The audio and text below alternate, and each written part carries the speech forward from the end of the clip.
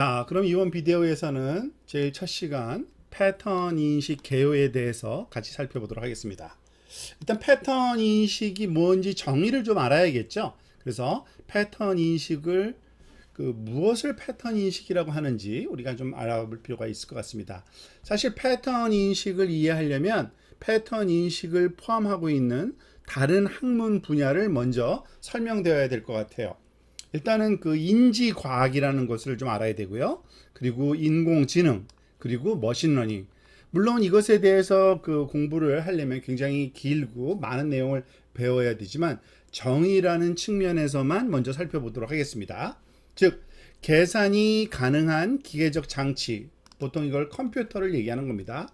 즉, 컴퓨터에 다양한 형태가 있을 수 있으니까요. 그러니까 컴퓨터가 어떠한 대상을 인식하는 문제, 이런 거를 인지과학 또는 인공지능 그리고 머신러닝이라고 하면서 특히 그것의 한 부분을 패턴 인식이라고 부릅니다.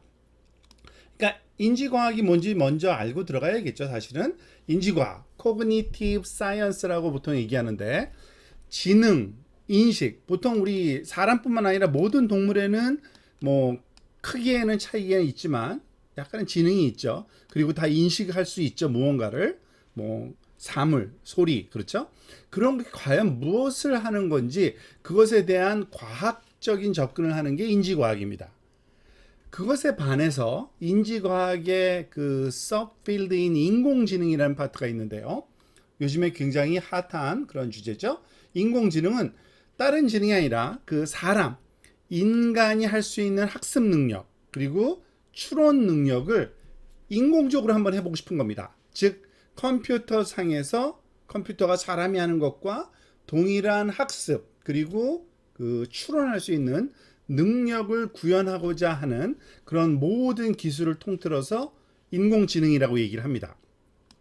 그리고 그와 같은 인공지능을 실제로 구현하는 데 사용되는 많은 프로그래밍 알고리즘들이 있죠. 그래서 구체적인 방법론인데 그런 것들을 머신러닝 알고리즘이라고 보통 얘기를 합니다. 머신러닝은 그래서 보통 알고리즘을 지칭하고 방법론을 지칭한다고 보면 되고요.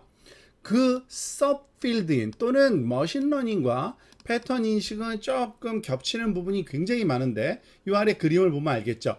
인지과학 내부에 인공지능이 속해 있고요. 인공지능 내부에 머신러닝과 패턴 인식이 다 속해 있는데 이 머신러닝과 패턴 인식은 좀 많이 겹칩니다. 그렇지만 똑같지는 않아요. 왜냐하면 사실은 패턴 인식이라는 부분이 훨씬 더 먼저 많이 활용되던 용어인데, 그러니까 인공지능을 구현할 수 있는 방법으로서의 어떤 공학적인 분야, 그걸 패턴 인식이라고 많이 했습니다. 그리고 사실은 패턴 인식을, 그러니까 패턴을 인식하는 과정을 통해서 인공지능이 구현된 적이 많아요. 그렇지만은 그것을 좀 확대하다 보니까 요즘에 인공지능 기술이 많이 발전하다 보니까 그것을 모두 통틀어서 머신러닝 무슨 알고리즘이라고 이렇게 부릅니다. 그러니까 사실은 패턴 인식 개론을 우리가 공부하는 이 과정에서는 사실 머신러닝의 일부분 모든 거는 다 배우지는 못하고요. 과거로부터 많이 사용되었던 그런 머신러닝 알고리즘을 공부한다라고 생각을 하시고 임하시면 되겠습니다. 이 벤 다이어그램에서 대충 알 수 있겠죠. 인지과학 안에 인공지능, 인공지능 안에 머신러닝과 패턴 인식이 거의 비슷한 수준으로 들어있다라고 보시면 됩니다. 자, 그러면 좀 더 구체적으로 그럼 도대체 패턴 인식이 뭐 막연하게 하는 뭔가를 인식하는 건 알겠는데 그게 할 수 있는 게 뭘까라고 정의를 좀 살펴볼 필요가 있는데 이 정의를 살펴보는 뭐 방법도 여러 가지가 있을 수 있어요. 사람들마다 다르게 정의를 내리고 있는데 유명한 그런 패턴 인식 분야의 학자들이 정의 내린 것을 한번 쭉 읽어보면 공통적인 어떤 분모를 찾게 되죠. 그것으로부터 또 여러분들 개인별로 나는 패턴 인식은 이런 식으로 이해해야겠다라고 생각할 수도 있겠습니다. 자, 일단은 뭐 두다 앤 하트라는 두 저자가 유명한 책을 한 권 썼는데 패턴 인식 개론, 그것에 대한 책에서는 이런 식으로 정의합니다. 패턴 인식은 물리적인 객체 또는 사건, 어떤 대상이거나 어떠한 그런 시츄에이션, 상황, 사건이죠. 그거를 이미 정해진 몇 개지 카테고리 중에 하나로 할당하는 것. 아, 이거는 뭐다? 예를 객체 같은 경우에는 뭐 과일 같은 경우에는 이건 사과다, 이건 배다, 이건 오렌지다, 이건 바나나다. 또 사건 같은 경우에는 이거는 무슨 뭐 좀 크다, 이거는 뭐 작다, 이거는 심하다 또는 약하다 뭐 이런 등등으로도 뭐 표현할 수 있겠죠. 상황 우리가 범주형으로 이렇게 정의해 놓으면 어쨌든 객체나 사건을 카테고리로 나누는 거다. 또 후쿠나가라는 또 다른 학자는 이렇게 했어요. 다차원 공간 내에서 밀도 함수를 추정하고 공간을 카테고리 또는 클래스 영역으로 나누는 문제다. 조금 막연해 보이죠? 사실 이거는 다분히 그 통계학적인 또는 확률론적인 그 접근으로 수학적인 접근 방법으로 이거를 해석한 겁니다. 실제로는 이런 일을 해요. 우리가 이제 배우게 될 건데 우리가 갖고 있는 많은 데이터들의 어떤 확률 특징을 보고서 그 확률에 따라서 카테고리 또는 클래스로 나누거든요. 그것을 그 좀 더 그러니까 수학적으로 그 설명한 내용입니다. 아마 이것이 굉장히 맞다라는 걸 또 나중에 알고리즘을 공부하고 나면 알게 될 겁니다. 또 세 번째 또 하나 볼까요? 복잡한 신호의 몇 가지 표본과 이들에 대한 정확한 결정이 주어질 때 연이어 지어지는 미래 표본들에 대하여 자동적으로 결정을 내리게 하는 것. 아, 이거는 학습 과정을 좀 설명한다고 보시면 돼요. 즉, 우리가 몇 가지 이미 답을 알고 있어야 됩니다. 정확한 결정이 주어져 있어야 돼요. 다양한 신호에 대해서. 꼭 신호라는 것이 무슨 전기 신호 또는 소리 신호 이런 것만 포함 안 하는 것이 아니라 모든 소위 감지가 가능한 신호, 영상도 신호라고 볼 수 있고요. 그런 것들을 미리 알고 있는 그런 값들을 주어졌을 때 그것을 가지고 이제 새롭게 들어오는 것에 대해서 결정을 해주는, 그러니까 이거는 학습 과정을 좀 설명하는 그러한 정의라고 할 수 있고요. 쉘커프라는 또 다른 학자는 이렇게 설명했습니다. 측정의 설명 또는 분류와 관련된 과학, 아주 그냥 심플하게 설명했죠. 즉 메저를 하고서 그게 뭐다라고 분류를 하는 또는 인식하는 과정이다. 그리고 또 슈만이라는 또 학자는 관측지 X에 이름 오메가를 부여하는 과정이다. 더 간단하면서도 조금 막연하지만 이거는 결국에는 우리가 수학적인 알고리즘으로 설명하다 보면 대부분의 패턴 인식에 있어의 패턴은 수학 기호로 그냥 X로 표현하는 경우가 많아요.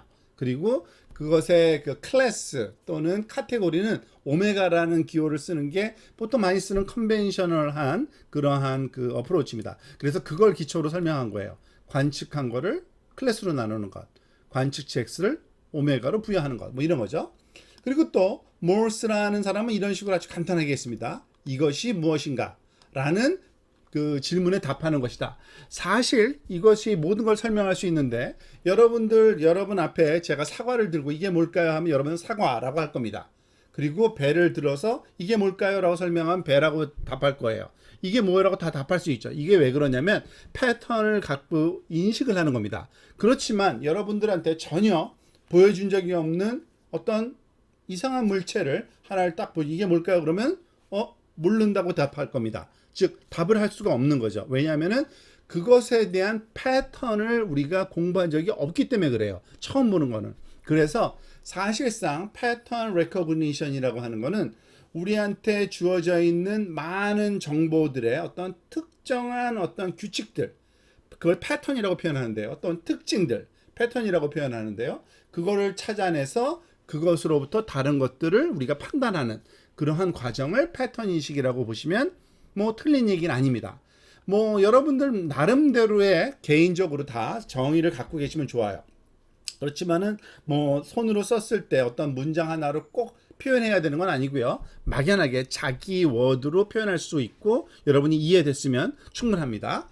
자, 이번에는 패턴 인식이 어떻게 활용되고 있는지 그것을 인식 대상에 따른 분야별 어떤 소위 리스트를 한번 살펴보도록 합니다. 사실은 패턴 인식이 활용되는 응용 분야는 너무너무 많아요. 그래서 다 설명할 수도 없어요. 그렇지만은 우리가 잘 알고 있는 많이 활용되고 있는 응용 분야 몇 가지만을 살펴보려고 합니다. 한번 볼까요? 문자 인식 너무 많이 하고 있죠, 요즘에. 스캐너로 할 수도 있고요. 그러니까 문자를 입력받을 때 스캐너로 입력받을 수 있고 또는 여러분들 카메라로 찍어서 영상으로 인정받을 수도 있죠. 그런 텍스트를 편집 가능한 코드화된 문자로 바꿔주는 겁니다. 그러니까 영상이지만 스캐너도 마찬가지고 그 카메라로 찍은 것도 마찬가지지만 문자로 바꿔줘야지만 우리가 그것을 또 편집하거나 수정하거나 또는 그걸 할 수 있잖아요. 인식을 할 수 있죠. 그러니까 문자로 바꿔줘야 돼요. 그런 것 과정을 패턴 레코그니션에서 문자 인식이라는 그러한 과정을 거쳐서 수행하게 되는데요.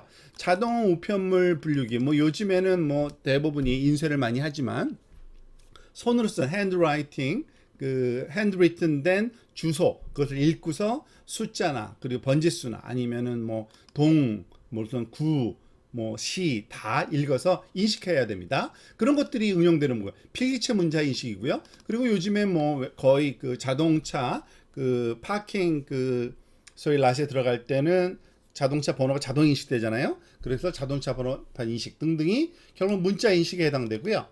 그 외에 너무나도 많은 그 생체 인식, 그러니까 행동까지도 우리가 인식을 하는데 음성, 지문, 홍채, 얼굴, DNA, 보행 패턴, 발화 습관, 말하는 그 스타일이죠. 그것들을 다 분석하고 분류할 수 있는 그러한 분야에서 패턴 인식이 많이 활용됩니다.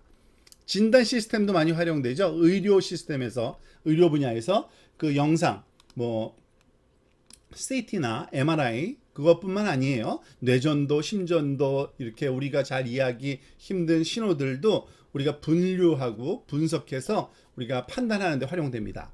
뭐 일상적으로는 날씨, 지진, 뭐 주가 이런 것들은 아주 흔한 그런 예측 시스템이고 패턴 인식의 주요 응용 분야입니다. 그리고 요즘에 또 들어서 보안과 군사 분야에도 많이 활용되고 있죠. 그러니까 네트워크 트래픽 패턴을 분석해 가지고 컴퓨터가 공격을 받고 있는지 아닌지도 확인할 수 있고요. 물품 자동 검색, 우리가 공항에서 뭐 그 갖고 있는 그 자기의 그 러기지 안에 어떤 무슨 총이나 아니면은 뭐 수입 금지 물품이 있는지를 자동으로 검색할 수 있잖아요.